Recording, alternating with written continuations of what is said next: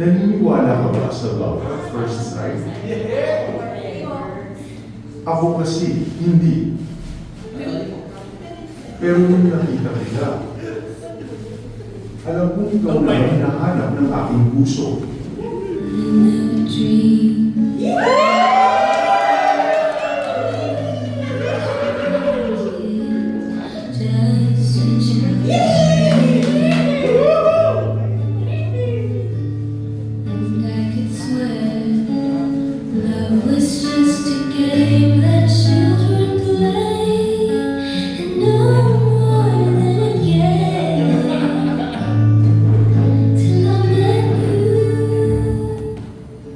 Sa isang sulyap,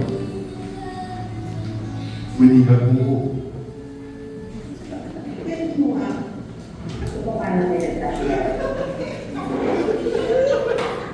Una kasi na, pagpunta ko sa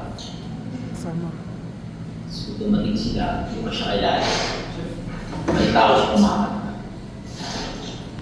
Tapos, tumingin po sa kanya. Parang nabiganin ako sa boses. Sinabihan ako, hindi ka kundi na, uy, sinabihan ko may story. Huwag yan. Tapos, yun na. Sabi ko, bakit? Bigyan ko lang naman siya. Pangalawa na doon na sa bali. Nakita ko sila na Loreal. Sila nakapugis. Tapos, yung tatay ko, nakatingin ako, sabi ng tatay ko, uy, matunaw yan, hindi nga nag-tigil. Sabi ko, gusto nga ba tumingin pa? Takot tayo, sabi yung tatay ko, baka matunaw yan. Paano naging kayo? Ano po? Sa dagat dito, picture ako sa Manes.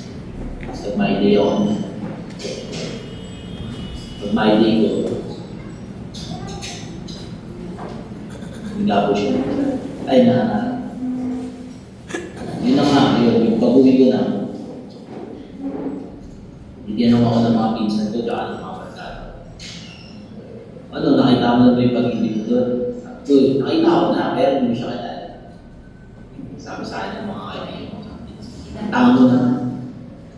Hindi mo malaki ko ay pangalan niya. Nahiya ako. Mga ilang segundo lang ako na nag-usap ko. Bigla niya ako kilala. Tapos, hindi ako yan. Nasa picture ako niya sa tawa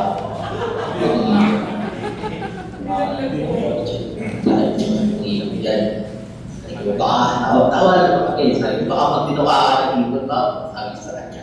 Yun na. Tapos, nagano kami na naiyak ko siya kumain. Sabi niya sa akin, hindi pa lang siya 27. Sure, kumain kami sa sample. Yun, kumain niya yun. Naging kayo?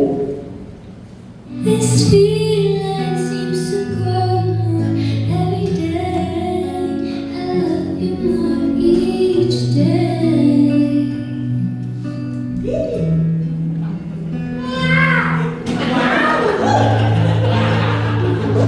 Loko ka lang yan.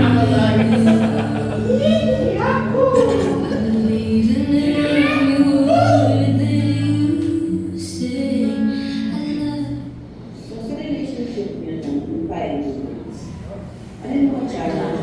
I-interview ah.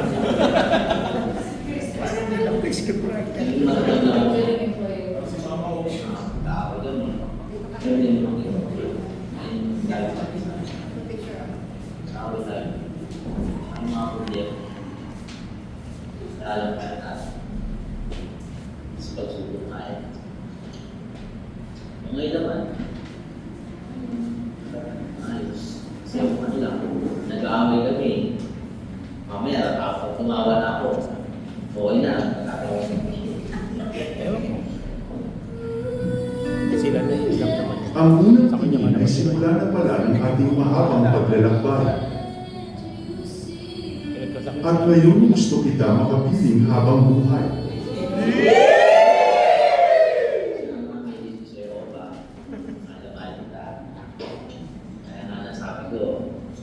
Hindi tayo para sa isa't isa. Huwag ka na. No. Hindi na rin.